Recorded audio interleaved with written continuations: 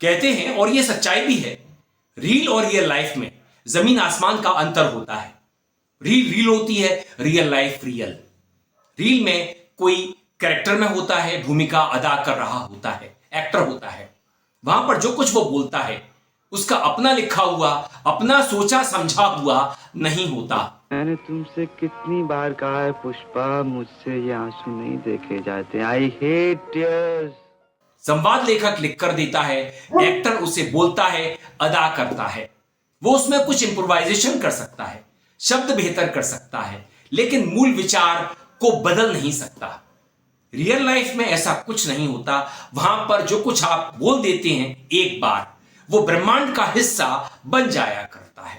जीवन के सपनों से जुड़ा हुआ है। तुम उसे छीनने की बात कर रहे हो अपने मैनिफेस्टो में।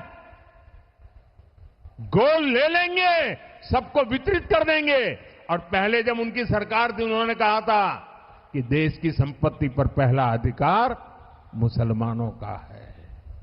इसका मतलब ये संपत्ति इकट्ठी करके किसको बांटेंगे? जिनके ज्यादा बच्चे हैं उनको बांटेंगे। घुसपैठियों को बांटेंगे। क्या आपकी मेहनत की कमाई का पैसा घुसपैठियों को दिया जाएगा? आपको मंजूर है ये कांग्रेस का मैनिफेस्टो कह रहा है कि वो माताओं बहनों का सोने का हिसाब करेंगे, उसकी जड़ती करेंगे, जानकारी लेंगे और फिर उस संपत्ति को बांट देंगे। और उनको बांटेंगे जिनको मनमोहन सिंह जी की सरकार ने कहा था कि संपत्ति पर पहला अधिकार मुसलमानों का है। भाइयों बहनों, ये अर्बन नक्सल की सोच, मेरी माताओं बहनों, ये आपका मंगलसूत्र भी बचने नहीं देंगे। यहां तक जाएंगे, मैं कहने आया हूं। इसलिए जो कुछ हमें बोलना चाहिए, सोच समझ करके बोलना चाहिए, क्योंकि बात दूर तलक चली जाती है।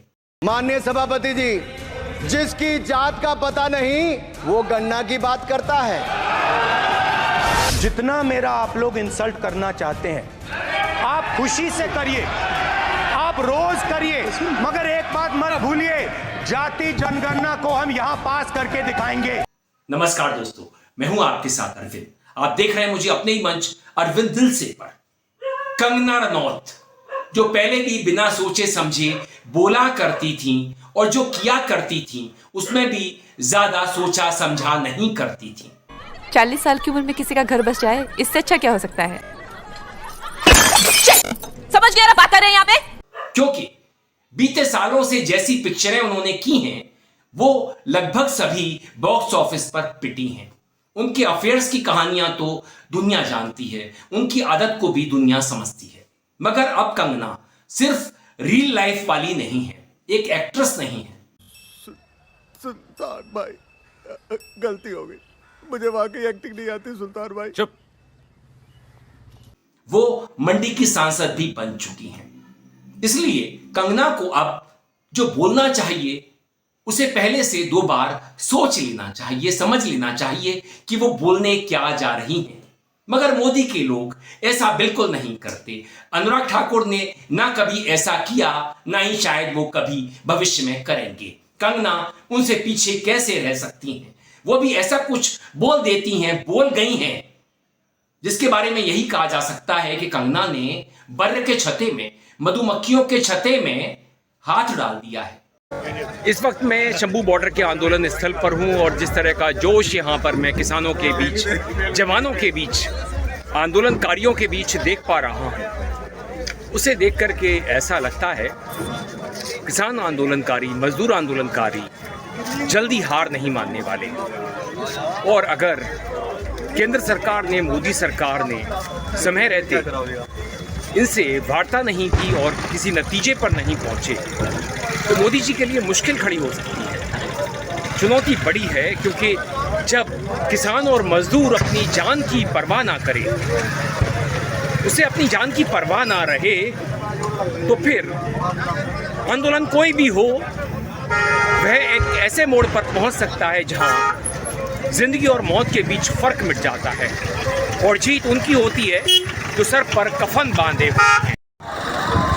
ਉਹ ਤੇਰੇ ਭਾਰਤ ਤੇ ਚੀਨ ਕਬਜ਼ਾ ਕਰ ਲੂ ਜੇ ਪੱਕਾਲੇ ਨਾ ਹੋਣ ਉਹ ਤੈਨੂੰ ਚੀਨ ਦੱਬ ਨੂੰ ਤੈਨੂੰ ਚੀਨ ਉਹ ਪੱਕਾਲੇ ਕਰਕੇ ਤੇਰੇ ਭਾਰਤ ਵਿੱਚ ਖੜਾ ਸ਼ਰਮ ਕਰ ਲੈ ਮੋਦੀ ਆ ਚੀਨ ਤੇਰੇ ਤੇ ਕਬਜ਼ਾ ਕਰ ਲੂ ਜੇ ਤੂੰ ਆਈ ਪੰਜਾਬ ਨੂੰ ਖਾਲੀ ਮੋੜਤਾ। यहाँ पर आंदोलनकारियों को देख करके मैं साफ तौर पर कह सकता हूँ, सरफरोशी की तमन्ना अब हमारे दिल में है, देखना है जोर कितना बाजुए कातिल में है। कंगना ने जो बोला है पहले आप उसे सुन लीजिए। आई थिंक एक इनको वास्तविकता पता नहीं है, बड़े ही एक सॉफ्ट वर्ल्ड में रहते हैं। तो जो बांग्लादेश में हुआ ना, वो यहाँ होते हुए भी देर नहीं लगनी थी।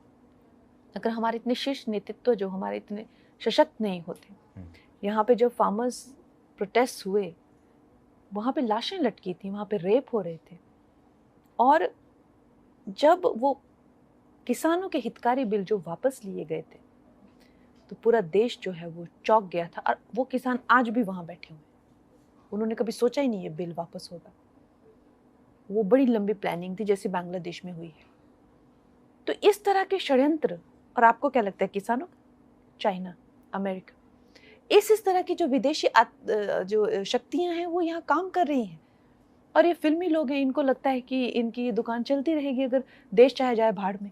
ऐसा नहीं होता है। देश अगर भाड़ में जाएगा तो आप भी साथ में भाड़ में जाएंगे। ये बात जो है इनको रोज रिमाइंड करानी चाहिए। पर खैर, जितनी इनकी बुद्धि है उतनी इनकी करतूतें भी हैं। इस क्लिप को सुनकर के आपकी समझ में आ गया होगा कि कंगना ने गड़बड़ कितनी बड़ी कर दी है। कंगना ने किसान आंदोलन और अन्नदाताओं को लेकर के जो कुछ बोला है, उन्होंने इस आंदोलन को इतना गलत बता दिया है, कह दिया है कि अगर आंदोलन नहीं रुकता तो हमारा देश बांग्लादेश बन जाता। आंदोलन में रेप होते थे, हत्या होती थी, पंजाब में ऐसा हो रहा है। कम से कम कंगना एक सांसद होने के नाते ऐसा ना बोलती तो बेहतर होता। उन्होंने मोदी के लिए भी मुसीबत खड़ी कर दी है। हालांकि मोदी इस तरह की बातों को, अनर्गल बातों को, बदतमीजियों को सुनकर के बड़ा प्रसन्न होते हैं, खुश होते हैं और अपने लोगों को मंत्री पद तक थमा देते हैं। तो क्या अब मोदी हरियाणा में प्रवेश कर पाएंगे? क्योंकि हरियाणा में अक्टूबर 8 को वोटिंग होने जा रही है, पहले 1 अक्टूबर को होनी थी। क्योंकि हरियाणा बीजेपी के हाथ पैर इसलिए फूले हुए थे क्योंकि हरियाणा में उन्हें अपनी हार साफ साफ दिखाई पड़ रही थी, जिसके चलते उन्होंने चुनाव आयोग से गुहार लगाई कि चुनाव 1 हफ्ते के लिए माई बाप टाल दीजिए। राजीव कुमार कहां अपने बीजेपी वालों को नाराज करने वाले थे, उन्होंने कहा बिल्कुल 1 हफ्ते के लिए मैं चुनाव टाले देता हूं। अब मोदी के लिए मुसीबत यह है कि पहले ही हरियाणा वासी मोदी से बड़े नाराज थे, खट्टर से नाराज थे, बीजेपी से नाराज थे। विनेश फोगाट के साथ इन लोगों ने क्या किया हम सभी जानते हैं, जिसको लेकर के हम सब के अंदर बड़ी नाराजगी है। क्योंकि इन्होंने विनेश फोगाट और तमाम महिला पहलवानों के साथ जो दुर्व्यवहार किया, उनका यौन शोषण हुआ, इन्होंने अपने सांसद पर मुश्कें नहीं कसी, उस पर कार्रवाई नहीं होने दी। हरियाणा वासी अब अपनी नाराजगी निकालने जा रहे हैं, बीजेपी वहां हारने जा रही है। तो क्या कंगना ने मोदी की मुसीबत और ज्यादा बढ़ा दी है? पहले ही राहुल ने, विपक्षियों ने, विपक्षी नेताओं ने, अखिलेश ने, उद्धव ने, तेजस्वी ने मोदी का नाक में दम कर रखा है। मोदी पहले से परेशान है, इसलिए अपने कदम बार बार अब खींचते हैं। पहले वो ऐसा नहीं करते थे। अब जो माहौल कंगना रनौत ने खराब कर दिया है, इसके बाद मोदी का क्या होगा ऊपर वाला ही जानता है। वीडियो पसंद आने पर आप इसे लाइक करें, दोस्तों साथियों में खूब शेयर करें, चैनल को सब्सक्राइब भी कर दें, बेल आइकन का घंटी जैसा बटन जरूर दबाएं, जिससे कि आने वाली वीडियो की आपको नोटिफिकेशन मिल सके। आप अपनी प्रतिक्रियाएं मेल आईडी और कमेंट बॉक्स में भेज सकते हैं। नमस्कार।